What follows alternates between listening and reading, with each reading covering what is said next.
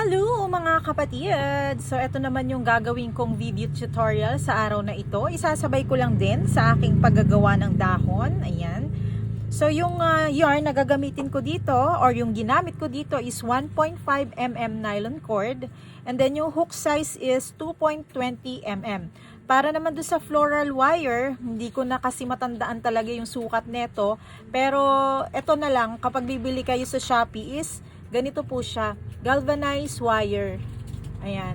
Iisa lang naman yung size niya kapag yung ganito kong klase ng wire ang bibili ninyo, tatluhan. Lalagay ko na lang yung link ng shop kung saan tayo pwedeng makabili. Pakicheck na lang po sa comment section o di kaya naman ay sa description ng video na ito. Okay? So, yun lang naman siguro. Pang partner lang naman natin ito sa mini, ayan, nag-shake. Sa mini tulip. Ayan. Pang partner natin siya. Dapat ang gagamitin ko is milk cotton yarn, kaya lang mas maganda kung ipa-partner na natin dun sa mismong yarn na ginamit natin sa flower. Okay? So umpisahan na natin. Let's chain 29. 29. Slip knot and chain 29. 1, 2, 3, 4, 5.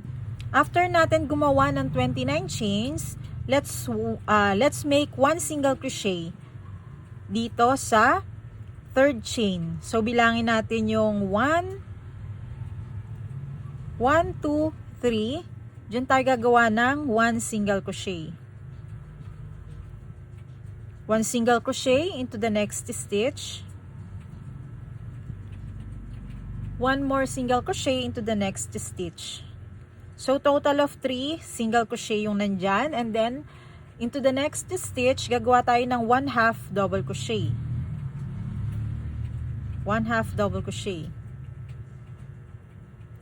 So dito sa susunod na 18 chains gagawa lang tayo ng double crochet. 1, 2, 3, 4,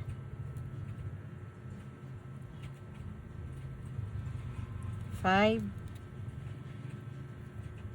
6, 17, 18. Total of 18 double crochet yung nagawa natin. Into the next stitch, 1/2 double crochet. Then after that, dito sa natitirang chains or stitch na yan, single crochet lang yan. So, 1 single crochet, 1 into the next stitch, and 1 into the next stitch. So, para dito sa last chain or hole natin, let's work on 3 single crochet. 1, 2, and 3.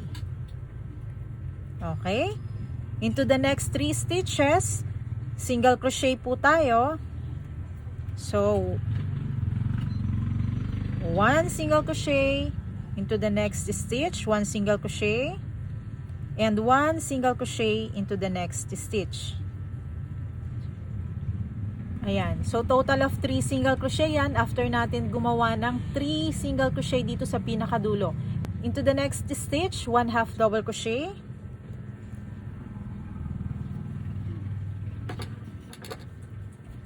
And then work on 18 double crochet, 1 in each stitch, okay? So kung ano yung stitch na ginawa natin sa kabilang side, kung ilan yung bilang, same lang din doon sa kabilang side, syempre. Okay? So gawa na tayo ng double crochet, 1. At magkita-kita tayo kapag complete na po natin ang 18 double crochet. After 18 double crochet, balik tayo sa half double crochet, 1/2 double crochet only.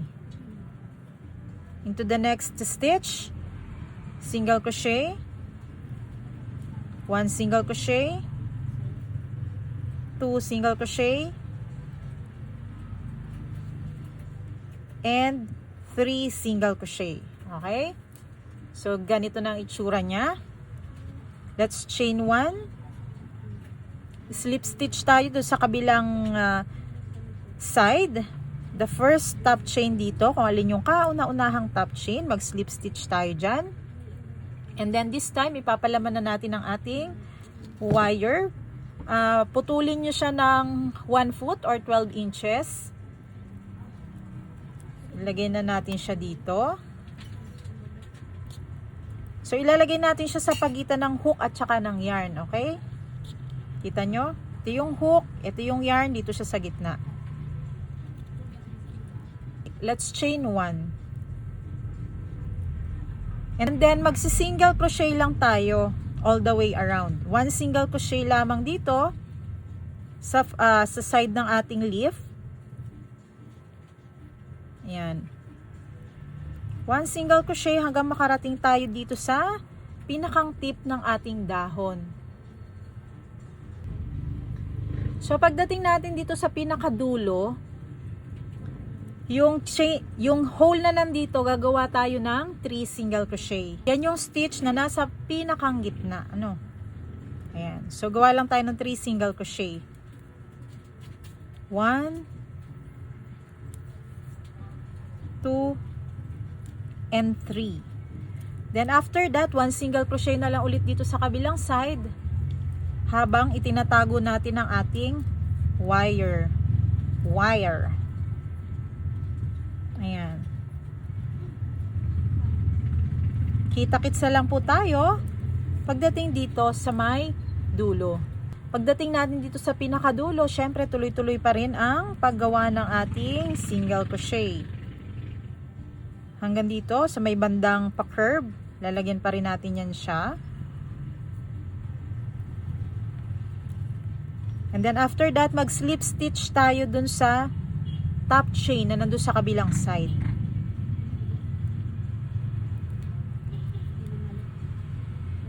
Slip stitch, and then chain 1, cut the yarn. Haba-habaan lang ng konti. Tapos ngayon, naayusin mo na lamang yung wire, syempre, tsaka yung dahon. Nasa sayo ng paghatak yan kung paano mo mapapaganda ang shape ng iyong tulip leaf.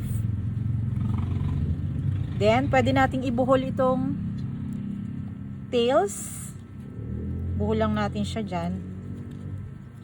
Ayan. Tapos itong wire na to, binabalutan ko lang yan ng floral tape.